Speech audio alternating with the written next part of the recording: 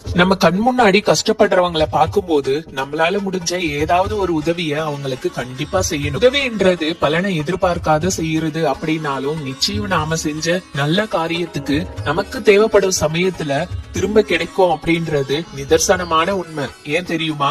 ஒரு நாள் வரிசையா எறும்புகள் எல்லாம் போயிட்டு இருந்துச்சாம். அப்ப அவங்களோட காதுல ஒரு சோக குரல் கேட்டுதான். இந்த எறும்புகள் எல்லாம் நின்னு திரும்பி பார்த்துச்சாம். அப்ப வெயில்ல ஒரு புழு சூடு தாங்க முடியாம அலறி கத்திக்கிட்டு இருந்துச்சாம். இத பார்த்த சின்ன எறும்புக்கு, நண்பர்களே, இந்த புழு ரொம்ப பாவம், இத நிழல்ல விட்டுட்டு போயிடலாம் அப்படின்னு கேட்டுச்சாம் மத்த எறும்பு கிட்ட.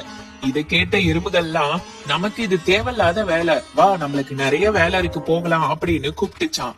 அதை கேட்ட சின்ன எறும்போ, இல்ல, ஒரு உயிர் துன்பப்படும் போது அதை அப்படியே விட்டுட்டு கண்டும் காணாம போகிறது ரொம்ப பெரிய தப்பு அப்படின்னு சொல்லிச்சான். அதனால மத்த எறும்புகளும் சின்ன எறும்பின் வேண்டுகோளை ஏற்று அந்த புழுவை ஒன்னா சேர்த்து இழுத்து நிழல்ல விட்டுட்டு போயிட்டாங்களாம். நெடுநாள் கழிச்சு மழை காலம் வந்துச்சாம். பெரும் மழை பெய்துட்டு இருந்த சமயம் எறும்புகளின் புற்றுக்குள்ள நிறைய தண்ணீர் போயிடுச்சாம்.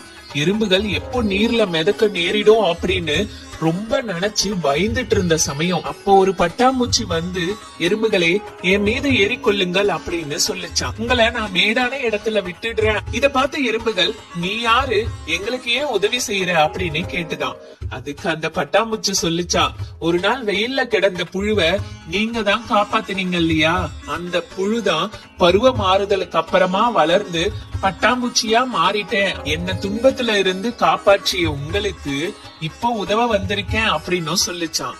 இந்த கதையில வர்றது போலதான் இன்றைக்கு நாம் செய்யும் நல்ல காரியம் என்றைக்காவது ஒரு நாள் ஏதாவது ஒரு ரூபத்துல நம்மளுக்கு திரும்ப கண்டிப்பா கிடைக்கும். அதனால நல்லதையே நினைங்க, நல்லதையே செய்யுங்க.